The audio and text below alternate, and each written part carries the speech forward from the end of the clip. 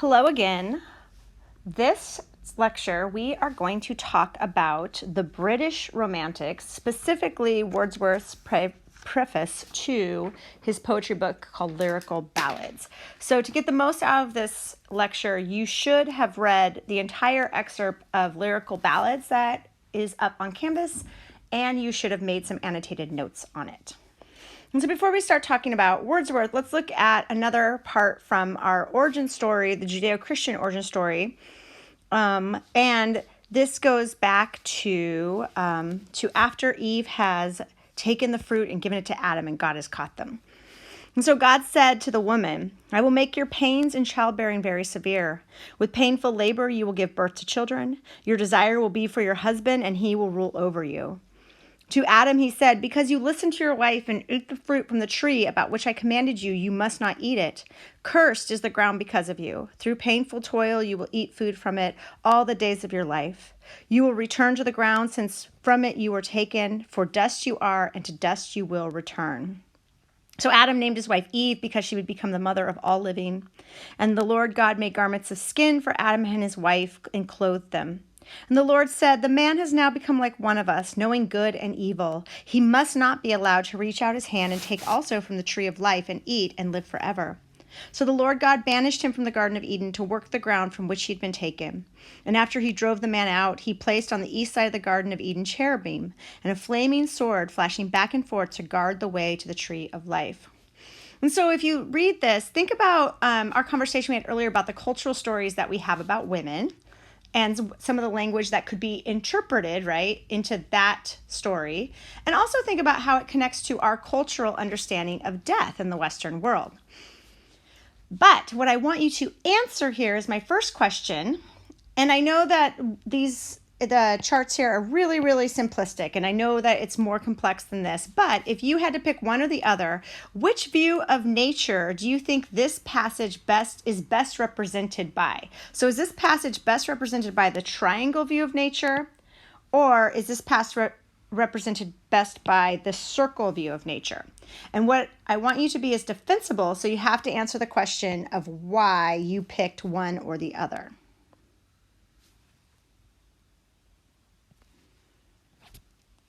And so when I say the word romantic, some of you might think of like Valentine's and loving things, but romantics is actually a movement of thought in human history. And so if you see this timeline here, these are rough dates, and I'm not a historian, so this isn't going to be exactly, but I put in some places where we've had different chunks of human thought where a lot of the world, or a lot of the Western world, thought in the same way. And so the romantics fall into this period right here. The Romantics started as a response to the movement right before them, which was the Enlightenment, this period of thought. And this was a crisis of thinking. And crisis not meaning like necessarily bad, but crisis in the meaning that like the way humans thought about things changed. And so the Enlightenment is a period of history where Western thought and culture, stretching roughly from like the mid-decades of the 17th century through the 18th century, they were characterized by dramatic revolutions in science, philosophy, society, and politics. And these revolutions like swept away the medieval worldview, and ushered in our modern Western view. And one of the biggest things that we can think about that happened in the Enlightenment is that God was no longer the absolute truth. And part of what contributed to that kind of shift, where everyone in the Western world took for granted that God was absolute, the truth was, and so then we changed that, though people aren't taking that for granted as much, is that we had the scientific revolution that started in 1632 with Galileo Galilei. Remember, he's the one who noticed that the earth revolves around the sun, not the sun revolving around the earth. And when he told this to the church, they told him he better shut up because everyone knows the earth is the center of the universe because God made it that way, and that he had to recant or he would be kicked out of the church. And then Galileo Galilei says in his famous little whisper speech off the side as he's listening to the Pope, he goes, "But it still moves," because he knew, he could see through the scientific process that that the earth was actually the one moving, not the sun. And so this new way of thinking in the scientific revolution undermined the ancient geocentric concept of the cosmos, but with it, all these sets of presuppositions that had served and to constrain and guide philosophical inquiry. Because before it was, of course, the earth is the center. Of course, God is the best and highest and everything.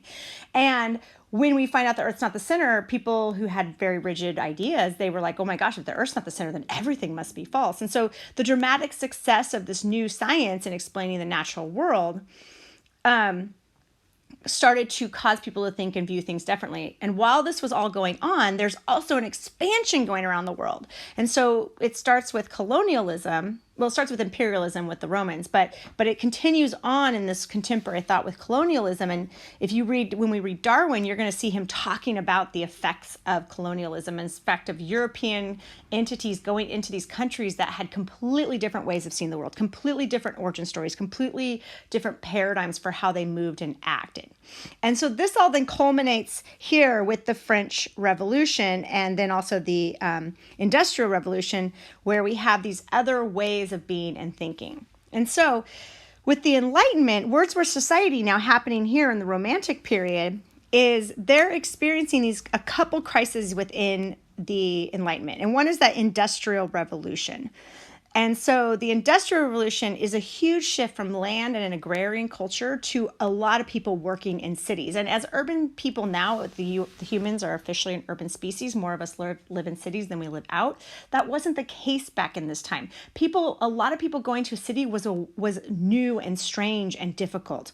And so what happens with that shift is that poverty suddenly becomes a huge problem. There are so many people who are poor and unable to feed themselves in the city, and there isn't a place for the landed class or the church to care for them because property has become privately owned by so few. So there's this whole group of people who don't have any land, and they have to either go to the cities to work in factories or they have to work in the land for someone else for starvation wages. And this actually happens before the Industrial Revolution. This actually happens with churches going away back in the mid-1500s with Henry VIII. And if you remember Henry VIII, he's the guy who beheaded one of his wives so that he could marry another wife. He had all the 8 different wives. When Henry VIII, his first wife was Catholic, and he was Catholic, and he wanted to divorce her and marry Anne Boleyn, and who's the one he beheaded. And Henry VIII couldn't divorce Catherine, his first wife, without being in trouble with the church, because you didn't divorce in the church. And so what Henry VIII decided to do was he's like, well, you know what? I'm the king. I'm like God. I'm going to start a whole new church. And so he started the Anglican Church in England. Well, what happens with that is that since the Catholic Church no longer has power in England, Henry VIII goes and shuts down all sorts of these Catholic churches, and he steals all of the money from these Catholic churches in England, which were actually pretty wealthy. But when these churches get shut down, there's an avenue that's lost to care for poor people. So we start getting more and more indigent people, vagrants, as we're going to hear them called in Wordsworth's text, who are not having a place to go get taken care of from the church. And so what happens then as we get into the Industrial Revolution, where we have a new way of thinking about humans and work, is that the powers that be are like, well, if you can't prove you're gainfully employed, or if you seem to be mentally deficient, and this is even with if you haven't committed crimes or not, they would send people to workhouses. So Britain becomes more and more institutionalized. We have schools to take care of kids that don't have a way to be educated by their families, and the churches are gone to do that. We have asylums for people who are mentally deficient because we don't have the churches to take care of it. We have orphanages for kids who don't have parents because the churches aren't there to take care of it. We have all these factories and workhouses, and we also have a lot of prisons. Prisons were first built in the 1700s. And this is where, in the 1700s is when we're having the Industrial Revolution, this is where you put all the people who show that they don't fit into the system. Now, this is not all bad that's happened during this time. During this time, good things happened too. One of them is that women were rising in literary value and getting more and more of a voice. And later we'll see how that fits into our nature narrative. But but in general, there's a lot of societal ills going on. And within this, because there's a lot of societal ills going on, there is a ton of revolutions happening. So we have the American revolutions, which we're all familiar with, which made our country here. There's also the French Revolution that went down and where a bunch of common people took over the government. And this puts fear into the English government because they're like, how the heck are you going to control all these people? And so that gets us to our second crisis here, the French Revolution. And what the Romantics thought about the French Revolution was that they thought that this was going to be the way to make positive change. They thought that if the common people rise up and take over the power from all the rich people and the royal people who have been harming everyone, that life is going to get good and that suddenly the world's going to get better. What happens with the French Revolution, it was not a democratic shift, but it became a bloody and violent mob. And this shocks the Romantics. This shocks them and makes them very jaded, which actually then causes a new shift in thought because suddenly we see just how bad humans can be. So what happens then is that we've got Wordsworth and Samuel Taylor Coleridge writing right in this time of a lot of social things going down, right? And so the Romantics are trying to change the world. They are hoping for a radical transformation of the political and social world. And they don't want to do it with a revolution because they've seen how bad that can be, but they want to do it in the moral and imaginative nature of humans. So the world is getting big. This is part of why all these crises are coming about, is that it's getting bigger than the local knowledges that people used to have about their village or their family, because now we have these big cities where you live with strangers.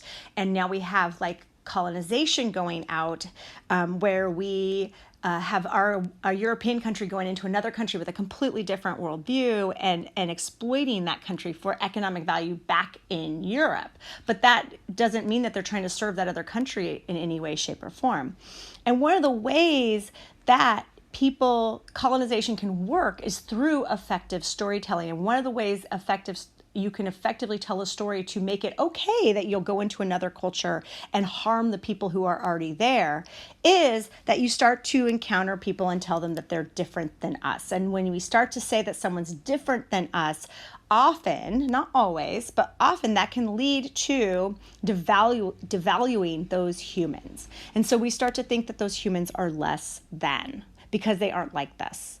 And so we then, in this time frame, I'd say the triangle view of nature was the most prevalent view of nature at this point. So humans are still at the top, but there's levels of humans, right? And I put a Roman guy at the very top because Romans thought they were the best of all the humans out there. But this idea of nature is that humans are the best of all the other parts of nature, but there's also other humans who are better than other humans.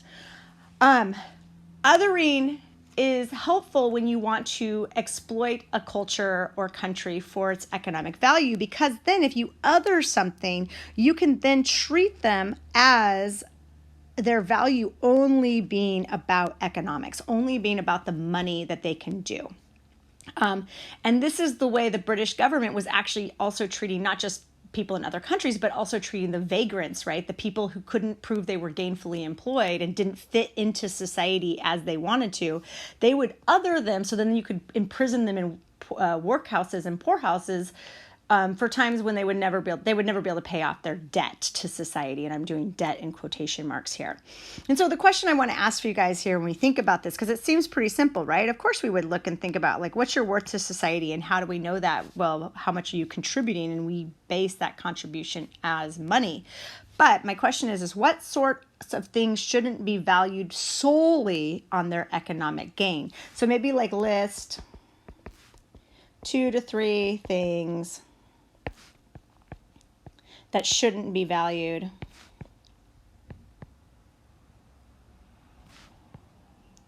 for their economic gain.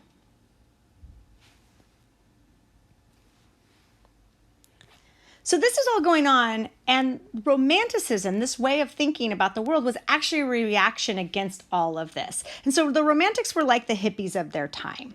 And as hippies, they were for and against different things. And so what they were for, or what they were against, was authoritarian government. So they did not want government with all this power. They were against conservative morality. They were against classical models, so old ways of thought. They were against personal insincerity, and they were against moderate safe behavior. What they were for, so this is their minuses, what they were for was for individualism, personal feeling, expression, emotional subjective response, and they had a huge interest in the erotic and the exotic. And our foremost hippie of this time, romantic thinker, was William Wordsworth. And so he actually was in France before the revolution, and he had a lover there, and he was a baby daddy to a kid from that lover, but he had to go back to England because after the revolution, England was at war with France. He was very pro-revolution at first because he thought it was going to help the common people. And so he wanted to write lyrical ballads as an attempt to raise money. He had idealistic ways, but also one of the things was to raise money to get back to France. With lyrical ballads, he's making a explicit connection between plain speech and a proper relationship between nature and society.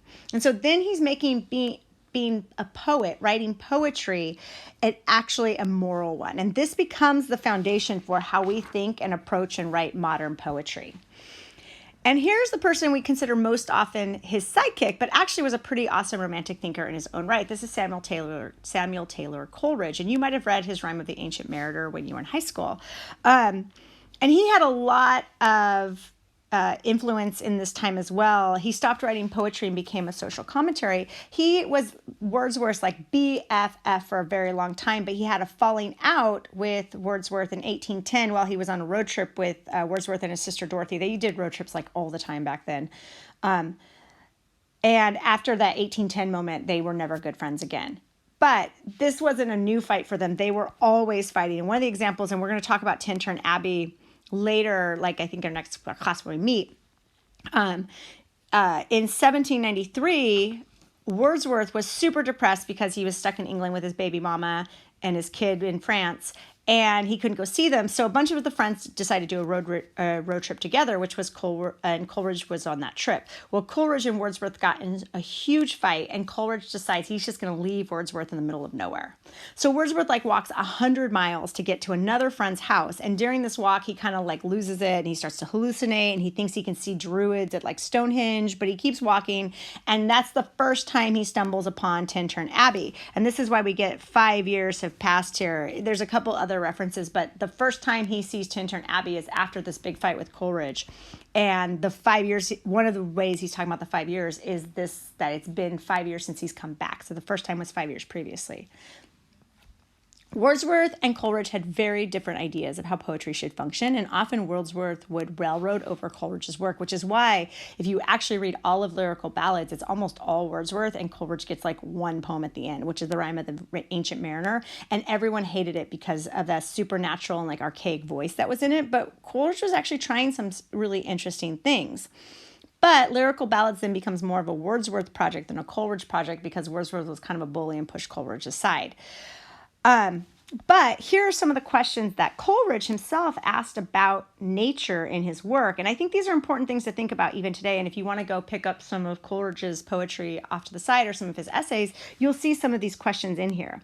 And part of it is this idea here of is our place in nature a passive one? And he wrote a poem about this called The Aeolian Harp. Is natural beauty something that can feed our moral needs, or do we need more? Is nature an organ of divine will, meaning do we see God's hand working in nature? And if we do, how is that going to bear out on our idea of society? And these are questions I think that we can benefit even from asking today.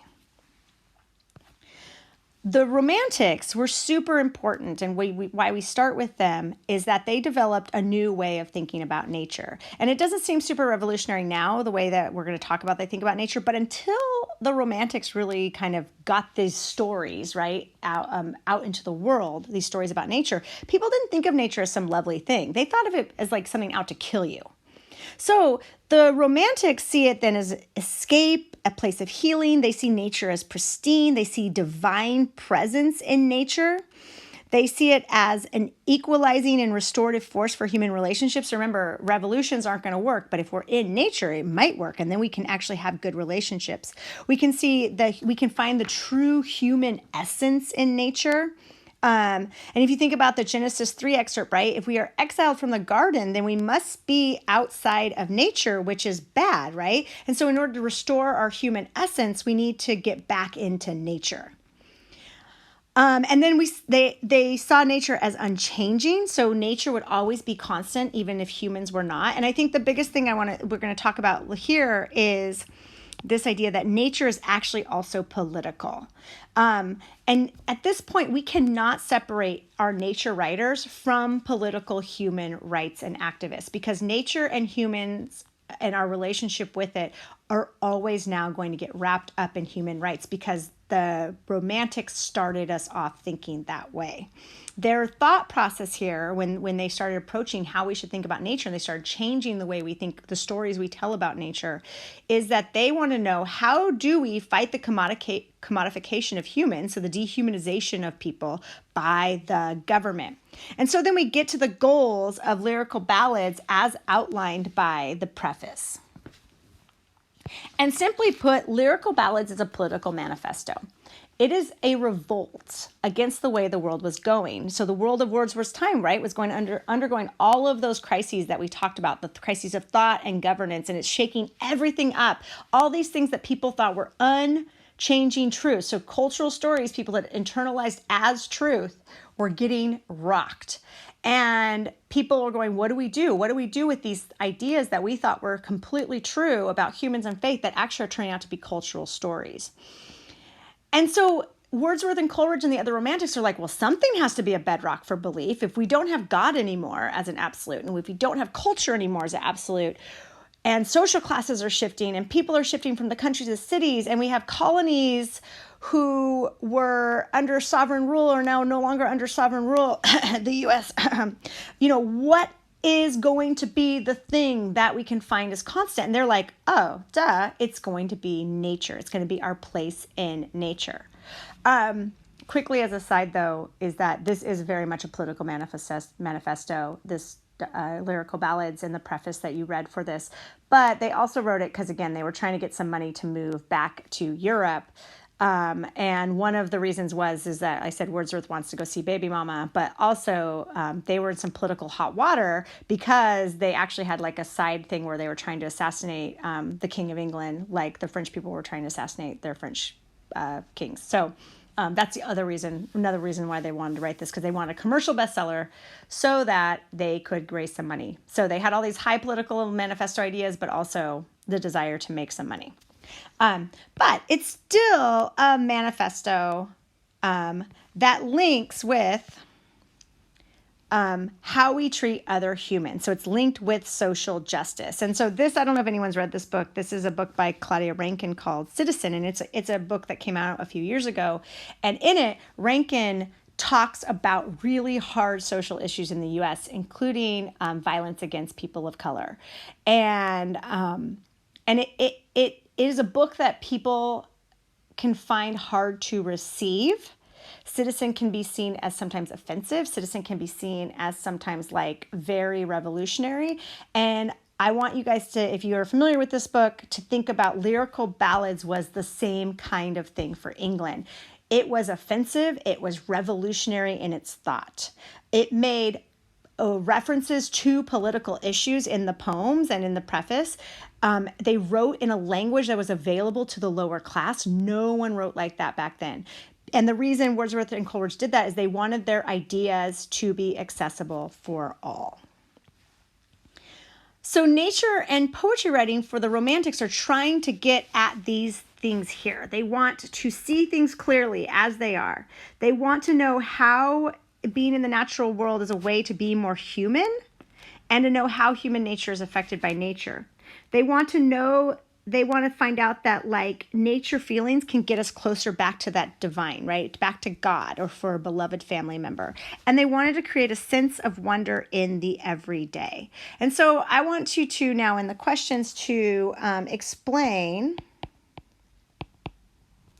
how you agree or disagree with these ideas.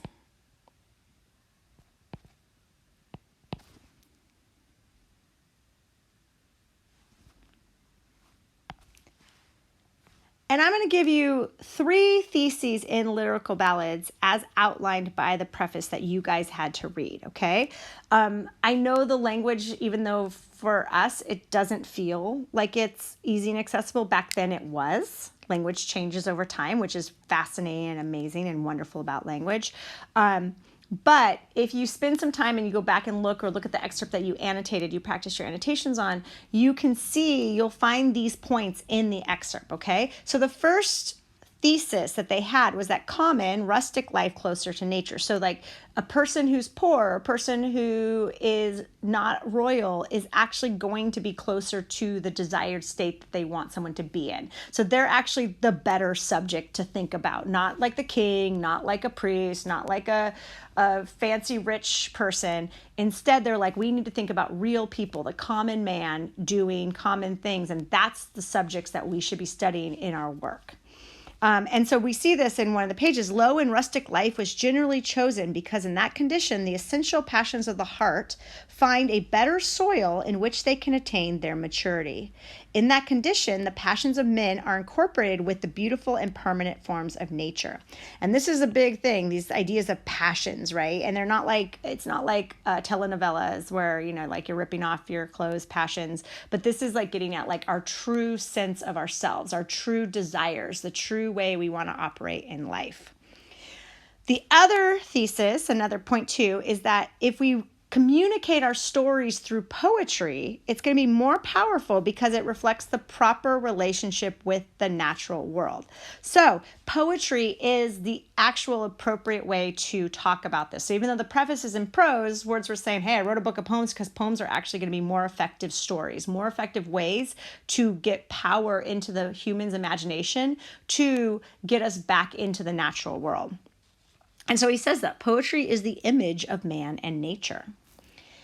And then the last point is that because poetry is this proper relationship, it is better able to get at truth than science or study. Now, Wordsworth and Coleridge wasn't completely anti-science or like a logic rational study, but remember, they're reacting to the Enlightenment. The Enlightenment caused a bunch of problems because it took away everything people believed in and gave them nothing back. And so Wordsworth and Coleridge are like, well, we need to give them something back. And so poetry is going to give you something to feel passionately about, something to believe in strongly in connection to nature. And so he says, if the time should ever come when what is now called science, thus familiarized to men, shall be ready to put on, as it were, a form of flesh and blood, the poet will lend his divine spirit to aid the transfiguration and will welcome the being thus produced as a dear and genuine inmate of the household of man. Really quick, I do want you guys to think about this. Keep this one in mind when you guys read Frankenstein, and think about like, where do you think Frankenstein maybe made a few mistakes? And think about this as the idea of what Romantics said about poetry and the relationship between poetry and science. And we're going to keep talking more about the preface and connecting it to the poems once we get to the poems part. But remember this is that this book is revolutionary because of its use of language. It's revolutionary because the way it chooses to tell stories. So their main thesis then is poetry is the best able to get at the truth of the world because it accesses the emotional core of humans without relying on superficial passions. So it can't get distracted by social media. Poetry is going to get right to the heart. And so we think about the question is like, how can poems actually posit a solution to a problem about poetry and lack of social justice, right? We're like, well, it's because it's pretty sneaky, right? Because poetry, according to Wordsworth, is going to entertain people so that they'll internalize the story about what's going on and make them think about it, and they'll access truth better without even realizing they're doing it. And then it'll cause them to internalize that story as truth. And so basically the truth that Wordsworth and Coleridge are trying to perpetuate with Lyrical Ballads is let people be in nature, don't lock them up into grind culture. And so when they say, like, what is nature doing then for Wordsworth and Coleridge? It's giving people the right relationship with each other, the natural world, and the divine. And we're going to come back and talk about our relationships with each other, how it connects to our relationship with nature. And we're going to read a text by cultural geographer Carolyn Finney. And one of the arguments she says, which I actually kind of take as my thesis for this whole course, is that our unhealthy relationships with each other directly affect our unhealthy relationships with the natural world. And so if we can heal our relationships between other humans, we actually might do a lot to heal our relationship with the natural world as well. So as you go forth into our next week after this, is I want you guys to think and read in Frankenstein. I want you to think about how Mary Shelley is similar in her thought and arguments and different from the Romantics. So as you read Frankenstein, where do you see romantic thoughts? And then where do you see like a little bit of a variation between that? Thank you for listening. Go forth and do good.